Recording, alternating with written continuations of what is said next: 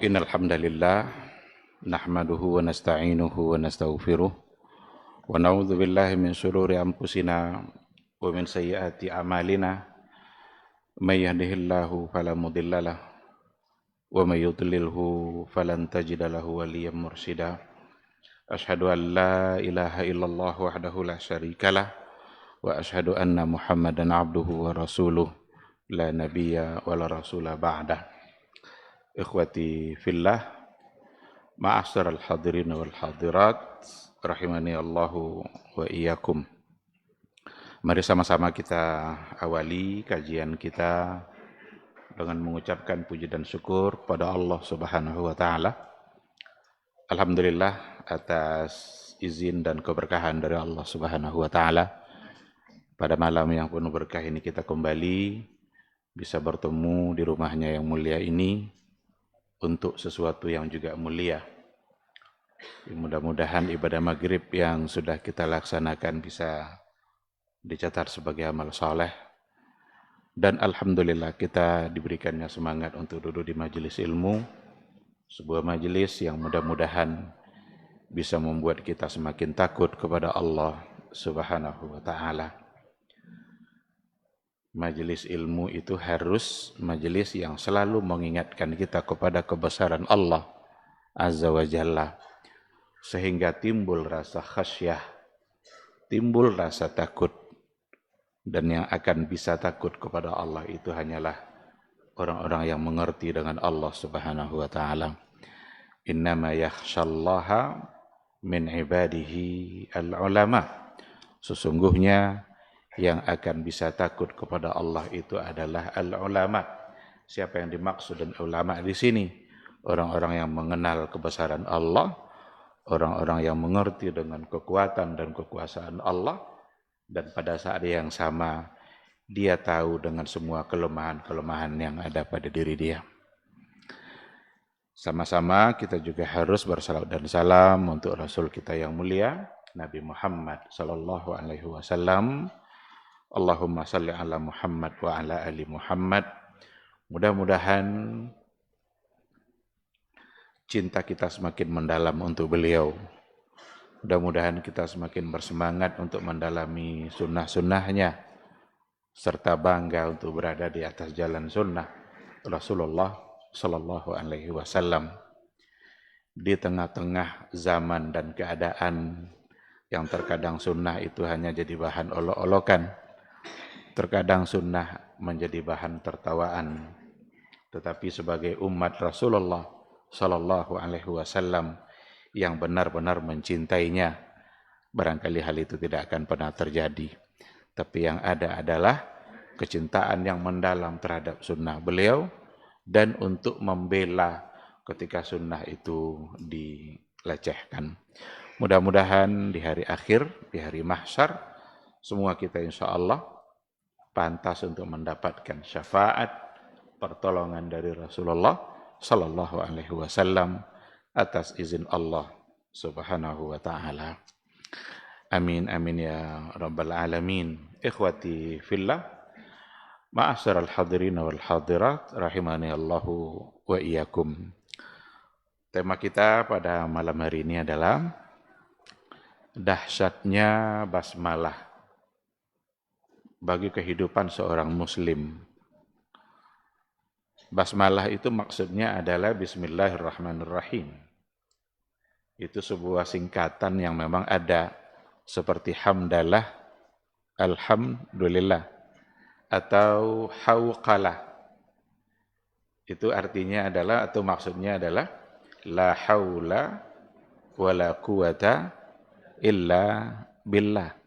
Dan basmalah itu maksudnya adalah Bismillahirrahmanirrahim. Dahsyatnya basmalah bagi kehidupan seorang muslim. Saya ingin awali dari sebuah kisah. Pada masa ketika Rasulullah sallallahu alaihi wasallam hijrah ke wilayah Taif, di mana tujuannya adalah untuk mendapatkan dukungan dakwah dari orang-orang Taif. Karena orang-orang Taif itu orang-orang yang sudah dikenali oleh Nabi dari kecil. Karena Nabi dulu kan di Mekah dan juga bergaul dengan orang-orang yang di sekeliling Mekah itu sendiri. Salah satunya adalah Taif, dari Bani Thaqif. Tapi ternyata tidak ada di antara mereka yang ingin membantu dakwah Nabi. Yang ada justru adalah Nabi dilempar dengan batu. Berbaris-baris anak-anak, orang-orang hamba sahaya dan lain sebagainya itu berbaris di jalan dan untuk melempar Rasulullah Sallallahu Alaihi Wasallam. Tapi pada akhirnya dalam keadaan bersedih seperti itu, Nabi duduk di sebuah pohon berlindung dan ada yang mengatakan di sebuah dinding untuk beristirahat sejenak. Orang-orang Taif meskipun tidak menerima dakwah Nabi, tapi ada juga di antara mereka yang merasa kasihan nengok Nabi diperlakukan seperti itu. Fitrah manusia memang seperti itu. Walaupun dia tidak menerima dakwah, orang-orang lain banyak yang melempar Nabi, ada di antara mereka yang tetap merasa kasihan nengok Nabi diperlakukan seperti itu, dan Nabi duduk sendiri sambil termenung mengadukan kepada Allah Subhanahu wa taala. Ketika itu salah seorang dari mereka, petinggi Bani Thaqif, menyuruh budaknya yang beragama Nasrani untuk memberikan anggur kepada Nabi. Budak itu namanya Idas atau Udas. Di buku itu memang tidak diberikan baris huruf ainnya itu. Udas atau Idas. Dalam buku Mahdi Rizqullah, Dr. Mahdi Rizqullah belum menceritakan riwayat itu. Dia bilang kepada budaknya, coba kamu antar anggur ini kepada Muhammad. Kasihan nengok dia duduk sendiri seperti itu. Diantarlah oleh Idas atau Udas dan diberikan kepada Nabi Muhammad Sallallahu Alaihi Wasallam anggur. Silahkan dimakan anggur ini. Ketika Nabi mengambil anggur itu dan sebelum Nabi memakannya, Nabi mengucapkan Bismillah. Dan didengar ucapan itu oleh Idas atau Udas.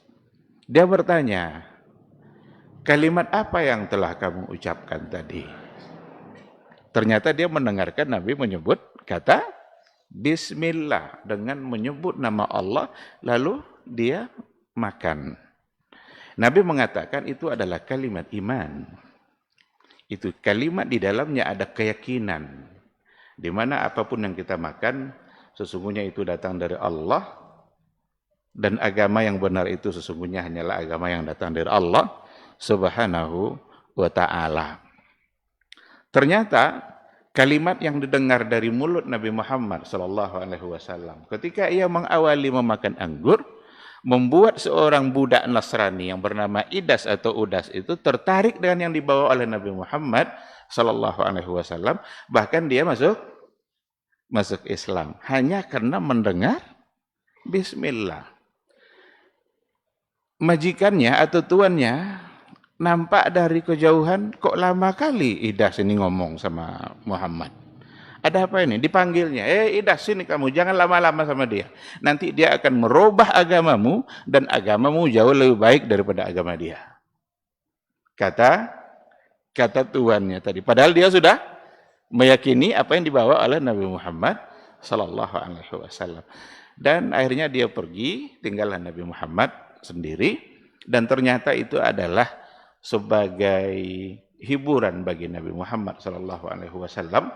Ternyata ketika orang-orang cerdas, petinggi-petinggi Bani Thaqif, orang-orang terhormat yang ada di Taif, ketika mereka menolak apa yang dibawa oleh Nabi Muhammad, tapi ternyata ada seorang budak Nasrani yang siap untuk menerima apa yang dibawa oleh Rasulullah Sallallahu Alaihi Wasallam. Meskipun satu orang, berarti kedatangan Nabi ke Taif bukanlah sesuatu yang bersifat sia-sia.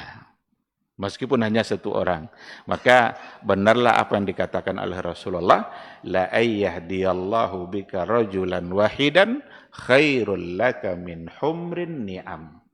Seandainya ada orang yang mendapatkan hidayah, mendapatkan petunjuk di tanganmu, diberikan oleh Allah sebab kamu, meskipun rajulan wahidan, meskipun hanya satu orang laki-laki, itu khairul laka min humrin ni'am, itu lebih baik bagi kamu dari onta merah.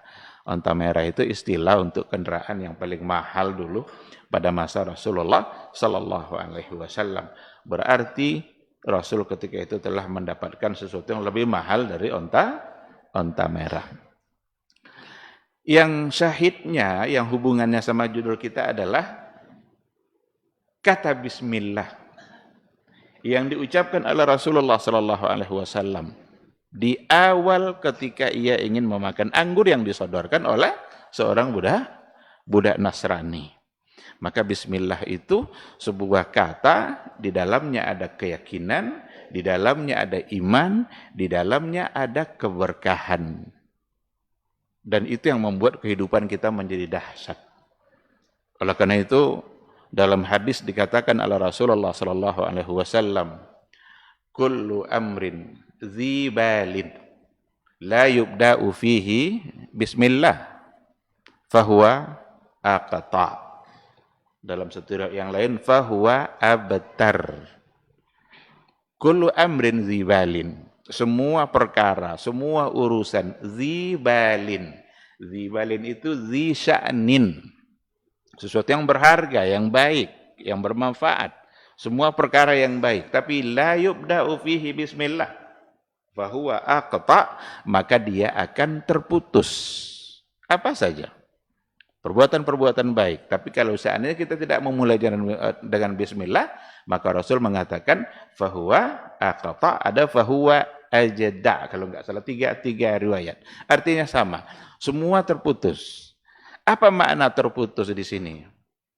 Di antara maknanya seperti yang dikatakan oleh Syekh Muhammad bin Shalih Al-Utsaimin, itu di antara maknanya adalah qati'ul barakah. Fahuwa aqta, terputus, qati'ul barakah, terputus keberkahannya. Apapun yang kita lakukan, berarti seandainya kita awali dengan bismillah, maka dia akan mendatangkan keberkahan. Kita makan, diawali dengan bismillah, akan mendatangkan keberkahan. Kita meminum obat, diawali dengan bismillah, maka akan mendatangkan keberkahan. Tapi kalau seandainya tidak diawali dengan bismillah, fahuwa aqta, maka dia akan terputus, qati'ul barakah, terputus keberkahannya. Enggak ada keberkahannya di balik sesuatu yang kita tidak mulai dengan bismillah. Itulah sebabnya Rasulullah Sallallahu Alaihi Wasallam mengajarkan kita dalam berbagai hal di kehidupan kita. Ternyata memang ungkapan pertama yang terucap adalah Bismillah. Ada yang dengan Bismillah saja, ada yang dengan Bismillahirrahmanirrahim. Kalau lengkapnya adalah Bismillahirrahmanirrahim. Kalau kita keluar dari rumah, apa yang kita baca? Bismillahi tawakkaltu 'alallah. Bismillah tawakkaltu 'alallah. Kalau kita mau menyembelih, bismillah, Allahu akbar. Ketika kita memulai wudu, kita awali dengan basmalah. Kita mulai banyak hal dalam kehidupan kita. Nabi memang menganjurkan. Dan itu artinya adalah bahwa bingkai kehidupan kita yang memang harus Bismillahirrahmanirrahim. Kita harus berada dalam bingkai itu. Frame-nya harus Bismillahirrahmanirrahim. Dan itu artinya adalah kita selalu membawa Allah dalam setiap aktivitas yang kita lakukan dalam kehidupan keseharian kita. Kalau begitu, ada apa? Apa yang ada di dalam kata basmalah? Apa yang terdapat di dalam kata Bismillahirrahmanirrahim? Kenapa dia menjadi sebuah kata yang begitu penuh makna dan mendatangkan keberkahan? Di dalam kata Bismillahirrahmanirrahim, yang pertama di situ ada lafaz Allah. Allah itu adalah Al-Ismul A'zam. Al-Ismul A'zam, nama Allah yang paling agung, yang paling mulia, itu adalah Allah. Dan ada di situ. Maka ketika kita membaca bismillah, kita sedang menyebut nama Allah yang paling mulia. Dan yang kedua, di situ ada Ar-Rahmanir Rahim. Bismillah Ar-Rahman Ar-Rahim. Kalau seandainya digantilah Ar-Rahman itu umpamanya Ar-Razzaq. Bismillahirrazzaqirrahim umpamanya. Maka pada kata Ar-Razzaq itu yang ada hanyalah makna Allah sebagai pemberi rezeki. Kalau seandainya kita ganti pula umpamanya Bismillahirghafururrahim. Yang ada di situ pada kata ghafur hanyalah makna ghufran. Satu makna saja. Tapi kalau seandainya disebut kata Ar-Rahman, mencakup di dalamnya semua makna yang tadi itu. Di dalamnya ada makna ghufran, di dalamnya ada makna rizki, di dalamnya ada makna Allah memberikan kesehatan, di dalamnya ada Allah memberikan makna nikmat. Maka kata Ar-Rahman itu adalah min awsa'i asma'illah. Itu nama Allah yang paling luas maknanya. Itu ada pada kata Ar-Rahman. Dan yang paling banyak disebut setelah lafaz jalalah. Ini dalam Al-Quran nama Allah yang paling banyak adalah lafaz jalalah itu sendiri, Allah. Dan setelah itu yang paling banyak disebut dalam Al-Quran itu adalah nama Ar-Rahman. Karena tercakup ke dalamnya semua sifat-sifat yang ada pada Allah Subhanahu wa ta'ala yang kita perlukan. Apa yang kita perlukan dalam kehidupan kita? Ada pada kata Ar-Rahman. Kita banyak dosa, ingin bertaubat, ingin diterima taubat. Ada pada kata Ar-Rahman. Kalau ingin mendapatkan surganya Allah, Allah akan berikan surganya. Ada pada kata Ar-Rahman. Kalau lama tidak hujan, kita ingin hujan itu diturunkan. Diturunkanlah Allah hujan itu. Itu bentuk dari Rahman. Kasih sayangnya Allah. Jadi nama Allah yang paling luas maknanya dan yang paling banyak disebut setelah lafzul jalalah itu adalah Ar-Rahman. Bahkan ada salah satu dari surat pun namanya adalah surat Ar-Rahman. Ar-Rahman, 'allamal Qur'an. Allamahul bayan. Ketika Allah menyatakan bahwa dirinya ada berada di atas arsy, nama apa yang dia pakai? Ar-Rahman. Ar-Rahmanu 'alal arsy istawa. Ar-Rahmanu 'alal arsy istawa. Allah memilih kata Ar-Rahman karena memang dalam kata Ar-Rahman itulah tercakup semua sifat-sifat kebaikan yang kita perlukan dari Allah Subhanahu wa ta'ala. Dan ada pada kata Bismillahirrahmanirrahim. Dalam Al-Fatihah saja 2 kali diulang-ulang. Dalam Al-Fatihah. Terlepas dari perbedaan para ulama. Apakah Bismillah itu bagian dari ayat? Sekarang anggap aja, ikut apa yang dikatakan oleh para ulama bahwa itulah bagian dari Al-Quranul Karim. Maka berarti Ar-Rahmanir Rahim ada dua kali. Bismillahirrahmanirrahim. Alhamdulillahirabbil alamin. Ar-Rahmanir Rahim. Dan itu disebutkan setelah kata Rabbil Alamin. Apa makna Rabbil Alamin? Rabb itu artinya adalah Al-Malik Al-Mutasarrif. Dia yang memiliki, dia yang berkehendak dalam kehidupan kita, dia yang berbuat semaunya. Apa yang diinginkan oleh Allah untuk terjadi pada kita, itu yang akan terjadi. Tapi setelah itu Allah sebut Ar-Rahmanir Rahim. Apapun yang diinginkan oleh Allah, itu tidak akan pernah keluar dari Rahman dan Rahimnya Allah Subhanahu wa ta'ala. Jadi, di situ ada kata Ar-Rahman yang merupakan nama Allah Subhanahu wa ta'ala yang mulia di antara Asmaul Husna yang punya makna yang lebih luas dan lebih umum, bahkan paling banyak disebut setelah lafzul jalalah, setelah lafaz Allah. Lalu pada bagian akhirnya ada Ar-Rahim. Ada Ar-Rahim. Ar-Rahim itu kalau Ar-Rahman itu dalam bentuk sifatnya, Ar-Rahim itu dalam bentuk perbuatan yang memang selalu Allah itu memberi kasih sayang. Tapi di antara para ulama ada yang membedakan begini, antara Ar-Rahman dengan Ar-Rahim. Kalau Ar-Rahman itu kasih sayang Allah Subhanahu wa ta'ala, inayah yang bersifat yang bersifat umum. Kasih sayang Allah yang bersifat umum untuk semua makhluknya. Siapa saja merasakan sayangnya Allah. Siapa saja. Muslim, kafir, anak kecil, orang dewasa, laki-laki, perempuan, sakit, sehat, siapa saja. Itu merasakan kasih sayang Allah. Tidak ada yang tidak merasakan kasih sayang Allah. Maka ia bersifat umum. Kalau seandainya lama tidak hujan, lalu diturunkan hujan oleh Allah, apakah hujan itu hanya dirasakan nikmatnya oleh orang-orang beriman? Tidak. Tapi dirasakan oleh al-alamin. Bahkan hewan pun ikut merasakan. Alam dan tumbuh-tumbuhan pun ikut merasakan. Dan itu adalah rahmannya Allah. Itu kasih sayang Allah yang dirasakan oleh semua. Kalau seandainya ada orang yang jadi petani, apakah yang akan berbuah tanamannya kalau seandainya yang menanamnya Muslim? Sekarang jadi petani lah seorang yang tidak Muslim. Tak boleh agama, tanam deh, dipupuk deh. Kamu berbuah? Berbuah?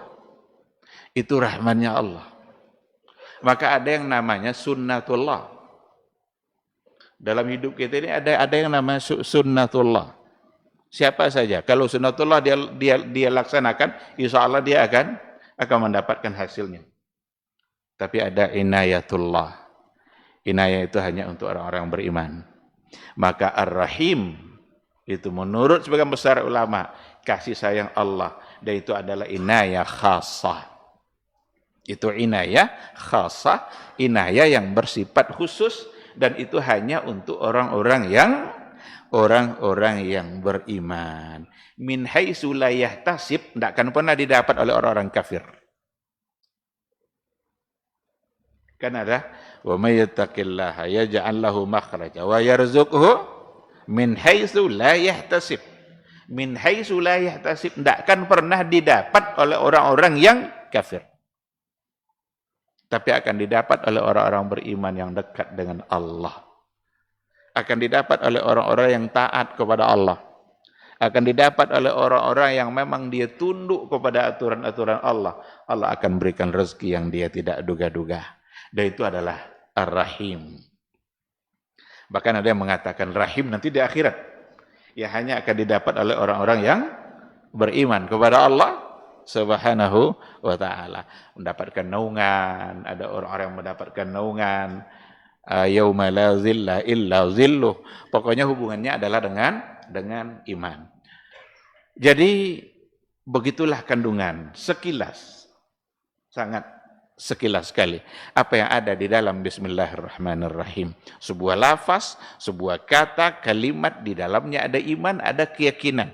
Yang kalau seandainya kata itu kita ucapkan dalam setiap aktivitas kita, kita sesungguhnya tidak sedang hanya menyebut nama Allah. Tidak sekedar menyebut nama Allah. Tapi ada dua hal yang ada di situ. Ketika kita mengatakan Bismillahirrahmanirrahim, ketika itu nazkuru ni'matallah wa nazkuru manhajallah. Ada dua. Apa yang sedang kita ingat sebenarnya? Pada saat kita menyebut nama Allah dalam setiap aktivitas kita, kita sedang mengingat nikmat Allah, dan yang kedua, kita sedang mengingat manhaj atau metode hidup yang diberikan oleh Allah Subhanahu wa taala. Apa contohnya? Kalau kita makan, kita baca bismillah. Bismillah. Atau kita minum, kita ucapkan bismillah atau bismillahirrahmanirrahim. Saat kita menyebut nama Allah itu, ada dua hal yang ada dalam pikiran kita. Pertama, kita sedang mengingat nikmat Allah. Bahwa yang sedang saya makan ini adalah pemberian dari Allah Subhanahu wa ta'ala. Tidak akan mungkin ada sesuatu yang bisa sampai ke kita untuk kita makan, kecuali kalau Allah memberikan. Tidak mungkin ada sesuatu yang sampai ke kita, menjadi milik kita, kalau bukan Allah yang memberikan. Maka pertama kita ingat dengan nikmat Allah, dan itu bentuk dari syukur kita. Yang kedua, tidak sekedar ingat nikmat itu, tapi kita ingat dengan manhaj, dengan metode, dengan konsep hidup yang diberikan oleh Allah. Mungkin kita akan bertanya, yang kita awali dengan bismillah tadi ini, apakah didapat dengan jalan yang halal? Apakah didapat dengan cara yang haram? Apakah didapat dengan cara menipu orang? Jadi baca bismillah, ingat nikmat Allah, ingat metode, cara bagaimana kita mendapatkannya. Jadi tidak sekedar gitu aja. Harus kita disadarkan. Seandainya ternyata yang kita awali dan bismillah tadi, ternyata cara mendapatkannya tidak halal, mulailah berpikir. Mulailah berpikir ke depan. Karena kita tidak sedang hanya mendapatkan nikmat lalu baca bismillah, tapi bagaimana cara menghasilkan dan bagaimana cara mendapatkan. Dari mana sumbernya? Jangan datang dari hal-hal yang tidak diridhai oleh Allah Subhanahu wa taala. Nah, oleh karena itu, bismillahirrahmanirrahim, sesungguhnya kalau seandainya kita dalami maknanya, mampu membuat hidup kita menjadi berubah. Jadi wajarlah Rasul bilang, kullu amrin zibalin la yubda'u fihi bismillah fahuwa aqta. Perkara-perkara yang baik, kalau tidak dimulai dan bismillah, terputus keberkahannya. Maka syaitan dia tidak pernah membaca bismillah di awal makannya. Kalau kita pun tidak membaca bismillah, maka syaitan akan ikut makan. Minum tidak pula baca bismillah, syaitan akan ikut minum bersama kita. Kalau tidak diawali bismillah. Ada riwayat palsu dulu yang disampaikan oleh seorang qusas, seorang pembuat-buat cerita pada masa dulu. Karena penyampai yang di atas mimbar dulu itu, ada yang namanya alim minal ulama, dia menyampaikan ilmu. Ada wu'az itu menyampaikan mau'izah. Tapi ada qusas itu orang-orang yang suka berkisah. Dan salah satu dari kisahnya disampaikannya pada persoalan ini. Persoalan minum tadi. Apa bunyinya? Coba nanti katanya, kalau makan, jangan baca bismillah. Sehingga syaitan ikut makan. Tapi pas minum, bacalah bismillah. Sehingga syaitan tidak bisa, maka setan akan mati kehausan. Jadi pas makan, jangan baca bismillah. Makan setan kan? Nempode-podenya makannya bakal. Pas minum baca, berarti setan tidak bisa minum lah kan? Akhirnya dia mati kepedasan, mati kehausan. Itu cita-cita qusas pada masa dahulu. Ada di buku seperti itu. Dan jangan diikuti. Kalau sampai tidak untuk diikuti orang. Jangan coba lah mereka. Dan jalan dipotong. Kadang enggak ustaz ke suruh, tidak minta baca bismillah.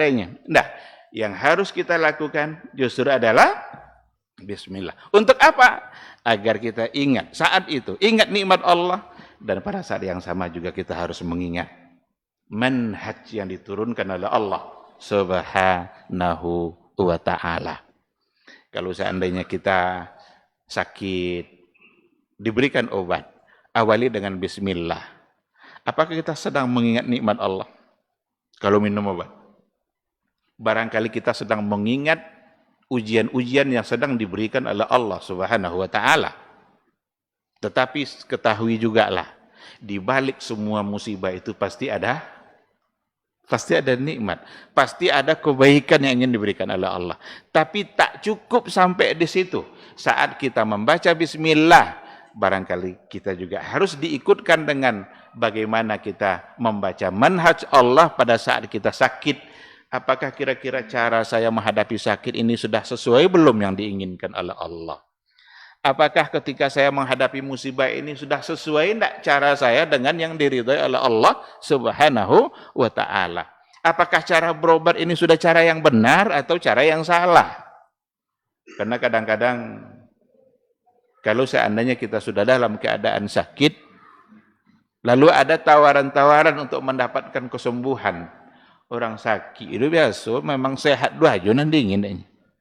Dan kadang berpikir untuk mencari apakah cara berobatnya ini halal atau tidak, itu kadang mulai kendor. Ketika ada tawaran-tawaran, kadang ada yang menawarkan dengan cara-cara yang syirik, ada yang menawarkannya dengan cara-cara yang tidak diridhai oleh Allah, ada yang ditawarkan dengan meminum sesuatu yang ternyata itu tidak benar, itu salah. Berarti kalau itu yang dilakukan, kita lupa dengan yang keduanya. Bahwa saat kita baca bismillah, tidak cukup sampai di situ. Yang harus kita ingat adalah manhaj Allah dalam persoalan yang sedang kita laksanakan itu.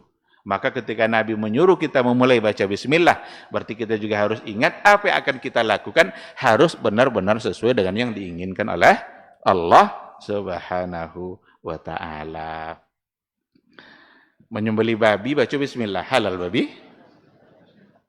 Enggak. Maka bukan hanya dengan semata-mata bismillah, tapi ma ba'dal basmalah. Apa yang sesudah basmalah itu? Maka ada manhaj yang harus kita ikutkan dalam semua bentuk perbuatan kita. Dan itulah yang akan mendatangkan keberkahan yang dikatakan oleh Rasulullah sallallahu alaihi wasallam di dalam hadisnya tadi. Kullu amrin dzibalin la yubda'u fihi bismillah fahuwa aqta. Pada saat kita memulai dengan bismillah, berarti kita sedang menyandarkan urusan kita kepada Allah. Jangan pernah andalkan urusan kita kepada kehebatan kita. Jangan pernah andalkan urusan kita kepada kelebihan-kelebihan yang kita miliki. Ini tidak ada nelobio di mata Allah. Tidak ada yang bisa kita andalkan. Sama sekali, tidak ada. Umpama kalau nak berurusan. Urusan kantor bupati. Selesai urusan, pasti selesai. Apa betul? Kabak tetangga den. Kasuba semondo den. Bupati kawan lama. Kena andalan saudara. Kalau itu yang kita andalkan, sampai kantor bupati, kawasan kabak lemutasi. Ndak inyo kawasan situ lah. Kasubak dinas luar. Ndak yo tahu dah awak lah. Tu kasapuk ngadu lah. Nya seorang sakit, seorang mutasi, seorang dinas luar. Dan baca tadi hanang kawan-kawan sodo tadi lu ndak tahu suara. Lalu kepada siapa kita mengadu? Oleh karena itu mengadu ke Allah tu jangan terakhir. Lapone dek usaha bawa ngadu. Itu salah. Itu sikap yang salah. Lapone dek mancai ndak rapek dah. Ya Allah ini. Ndak. Langkah pertama awali dengan ya Allah. Sebelum kita memulai apapun, jangan pernah mengandalkan kelebihan yang kita miliki. Kayo bisa beli ubek mahal-mahal dan sehatnya bisa datangkan ahli dari Singapura dari mana-mana, banyak biti. Tapi ketahuilah, kita hanya bisa membeli obat, tapi kita tidak bisa membeli kesembuhan. Bahkan kita hanya bisa membeli makanan, tapi kita tidak bisa membeli selera. Selera Allah memberi. Banyak orang lama-lama makanan. Tak bisa hanya makan lah. Nyalah macam-macam ada kan. Singgung cek lah. Manang cek lah. Gula. Gula asam urat. Lanjutan kolesterol. Bisa membeli makanan semahal apapun kalau dia kaya. Tetapi selera, rasa enak, kenikmatan itu hanya Allah yang memberikan. Ada orang yang tidur di hotel berbintang tidak nyaman. Tapi ada orang yang tidur di rumah, kasurnya ala 10 tahun nggak berganti-ganti. Tapi begitu nyaman tidurnya. Yang di hotel berbintang, mabuk ada belok kiri, belok kanan, belok kiri, belok kanan, ndak juara, ndak jual lolok-lolok. Nyo KPK nunggu. Tunggu di KPK, apa aja lah, nah, mungkin nyaman lah kan. Tapi ada orang yang benar-benar diberikan kenikmatan hidup oleh Allah Subhanahu wa taala. Dan itu semua datang dari Allah, dan itu bisa kita dapatkan ketika kita mengawalinya dengan bismillah. Ikhwati fillah, kita jawab dulu suara azan. Insyaallah setelah azan kita sambung.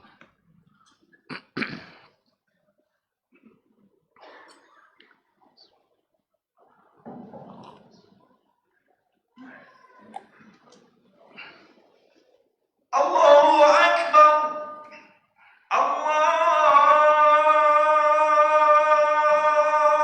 Akbar.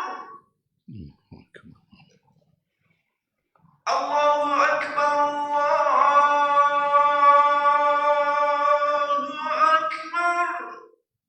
Allahu akbar.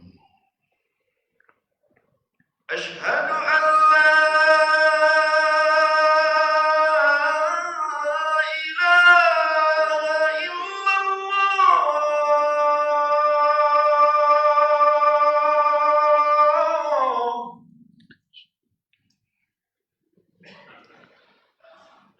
Asyhadu an la ilaha illallah.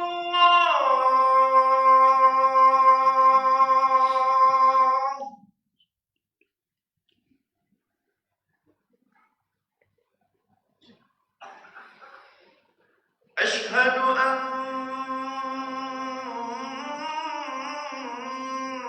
Muhammadar Rasulullah.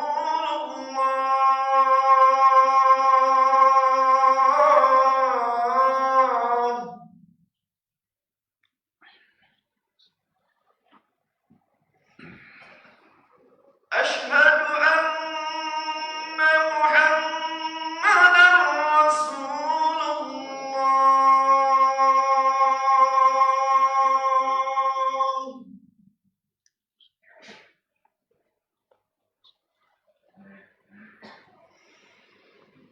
Hayya 'alas salah.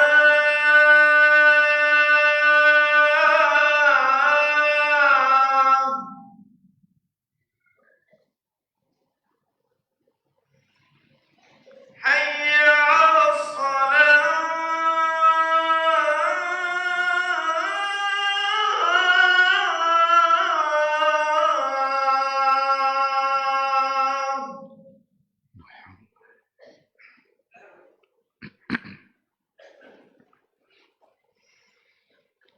Hayya 'alal falah.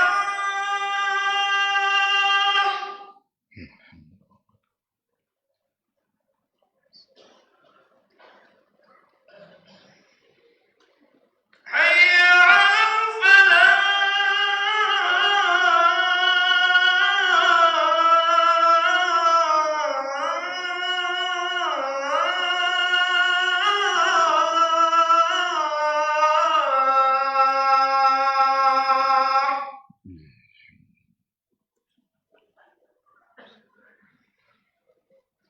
Allahu Akbar. Allahu Akbar. La ilaha illallah. La ilaha illallah Muhammadur Rasulullah.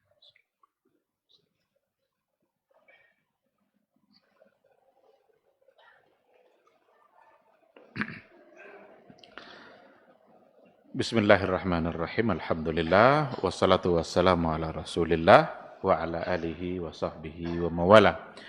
Ikhwati fillah, ma'asyiral hadirin wal hadirat, rahimani Allahu wa iyyakum. Begitu gambaran dari kandungan yang ada di dalam basmalah, Bismillahirrahmanirrahim, sehingga sebuah ungkapan yang benar-benar akan mendatangkan keberkahan dalam kehidupan kita. Kesuksesan kita yang sesungguhnya ketika kita memulainya dengan basmalah. andaikan apa yang kita inginkan dalam sebuah usaha mungkin tidak sesuai dengan yang kita inginkan, tapi ketika kita memulainya dengan basmalah berarti kita sudah sukses.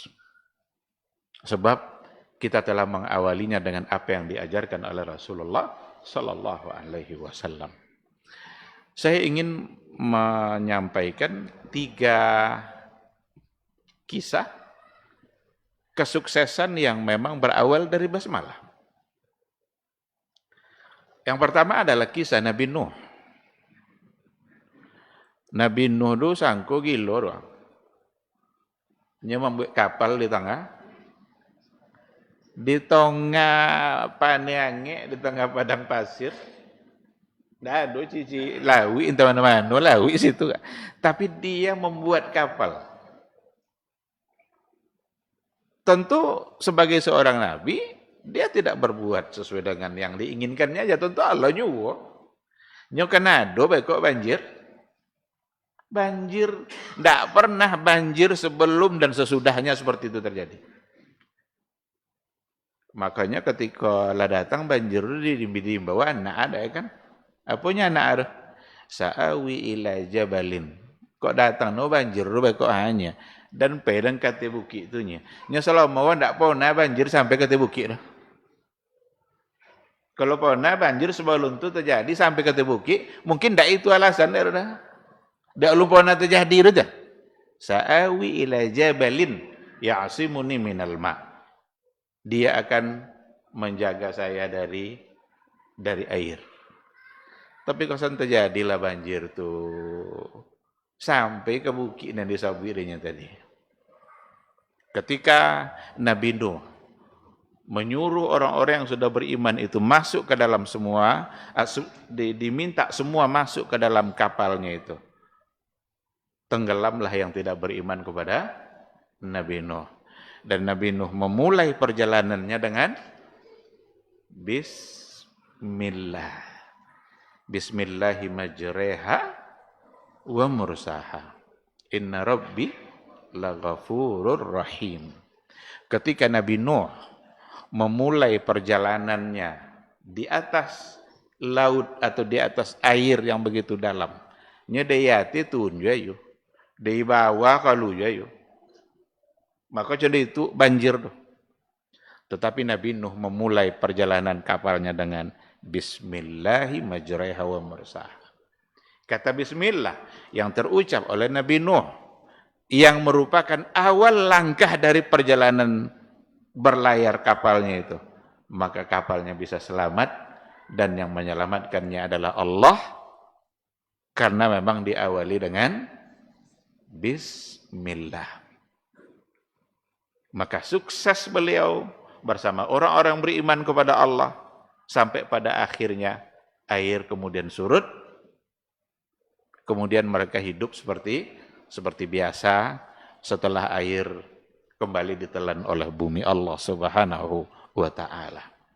Ini kisah ringkas, kisah singkat bagaimana kesuksesan yang diawali dengan kata bismillah.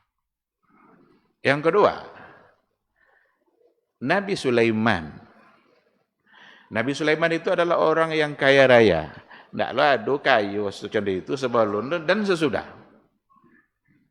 Sebelumnya dan sesudahnya. Tidak ada orang kini saya kaya Nabi Sulaiman, tidak ada. Kendaraan, tidak. Angin kendaraan. Nak ke mana pergi je. Ada orang kaya gini kendaraan angin? Tidak ada dah. Tidak ada yang sekaya dia. Sebelum dan sesudah. Tapi memang beliau ditakdirkan, diberikan mukjizat kaya seperti itu. Karena dia akan menghadapi seorang ratu yang juga kaya raya. Karena kalau kita dalami baik-baik, mukjizat para anbiya itu biasanya sesuai dengan keadaan yang akan dia hadapi. Biasa macam itu. Kenapa mukjizat Nabi Musa tungkek bisa jadi ular? Tongkat bisa jadi ular. Apa dia itu mukjizat? Nyokeh tukang sihir Firaun kok tali bisa jadi? Bisa jadi. Kenapa mukjizat Nabi Yusuf itu bisa menakwilkan mimpi? Karena memang dia akan menghadapi raja yang akan bermimpi. Dan orang mengandalkan takwil mimpi itu dari para tukang-tukang takwil pada masa itu. Maka salah satu dari mukjizat Nabi Yusuf adalah bisa takwil mimpi. Kenapa mukjizat terbesar Nabi Muhammad sallallahu alaihi wasallam adalah Al-Qur'an? Karena dia menghadapi orang-orang jahiliyah yang mengandalkan syair-syair jahiliyahnya. Sehingga ketika Quran itu datang, disebutkan, dibacakan oleh Nabi Muhammad sallallahu alaihi wasallam, ternyata bahasa Al-Quran bisa mengalahkan kekuatan syair-syair jahiliyah yang mereka banggakan. Jadi mukjizat nabi-nabi itu rata-rata sesuai dengan apa yang akan dia hadapi. Sekarang kenapa mukjizat untuk Nabi Sulaiman diberikan kekayaan seperti itu? Karena dia akan menghadapi seorang ratu yang juga kaya raya. Kan ribu hadiah ada makan. Kalau sempatlah Nabi Sulaiman tidak kaya, itu ribu hadiah. Beyo aja kali itu. Berapa banyak orang hari ini sebagai pendai, dakwah, menyebarkan Islam, dapat hadiah untuk aja sebetulnya. Maka dai itu harus kaya sebenarnya. Tidak boleh kere. Ini kena wali orang dekat. Bisa berubah yang halal menjadi haram, yang haram menjadi halal. Selejole. Nah, Nabi Sulaiman akan menghadapi seorang ratu, Balqis. Datanglah burung hudhud membawa berita. Ada ratu si tanahnya. Orangnya, dia dan kaumnya itu menyembah matahari. Dikirimlah surat oleh Nabi Sulaiman. Dikirim surat oleh Nabi Sulaiman kepada Ratu Balqis. Apa isi suratnya? Dan ini adalah awal dari dakwah Nabi Sulaiman. Dan awal dakwah Nabi Sulaiman itu dimulai dengan Bismillahirrahmanirrahim. Apanya? Innahu min Sulaiman wa innahu Bismillahirrahmanirrahim. Ini surat datang dari Sulaiman wa innahu, dan sesungguhnya surat itu dimulai dengan Bismillahirrahmanirrahim. Sukseskah dakwah Nabi Sulaiman?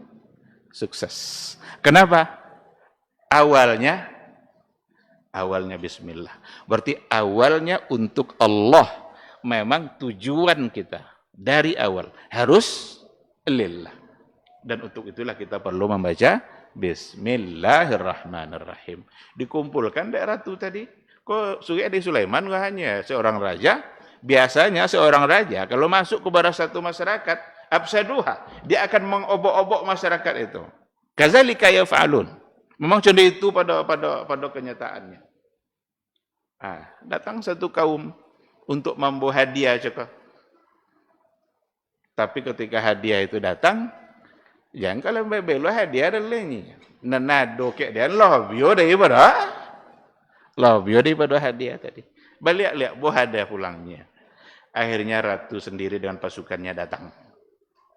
Tapi sebelum datang ratu itu, sebelum sampai ke istana Sulaiman, dipindahkan singgasana Balqis itu pindah ke istana Nabi Sulaiman. Ketikanya masuk situ tengok ada kaza arsyuk, jadi kok istana kaunya. Apanya? Ka'annahu. Contoh iyo kok dia senaran ini. Kasan memang itu yang lakukan pindah tadi.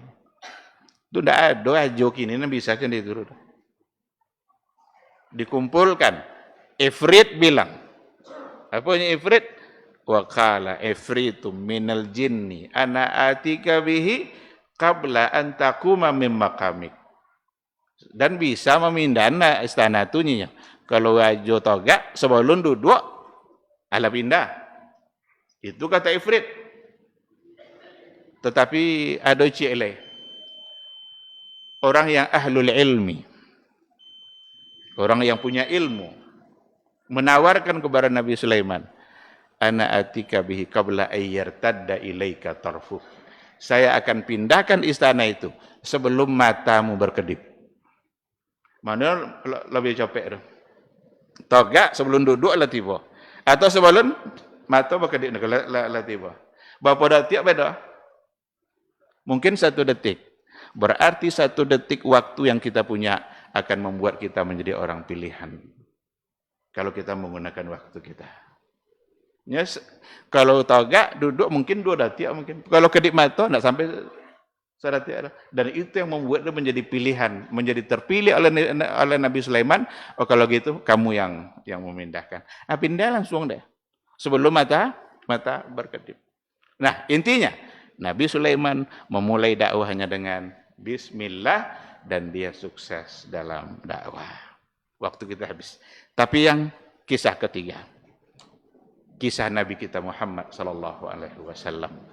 Beliau membawa syariat Islam, memulai dakwahnya itu dengan bismillah. Apa yang pertama Tun? Iqra bismi rabbikal ladzi khalaq. Maka sesungguhnya Allah sedang mengajarkan ketika Nabi Muhammad sallallahu alaihi wasallam memulai dakwahnya dan Al-Qur'an itu awalnya adalah bismi rabbik dan sukses dalam dakwah, berarti Allah memang sedang mengajarkan kita agar kita memulai segala sesuatu dengan bismillah dan insya Allah kesuksesan akan ada di tangan kita. Kalau mulai bisnis, mulailah, silahkan kejar keuntungan tapi dengan bismillah. Kalau ada orang yang ingin kerja kantoran, kejarlah, mulailah dengan bismillah. Ya kalau mulai bismillah mulai, itu dapat dek kojor bekok. Ndak macam-macam.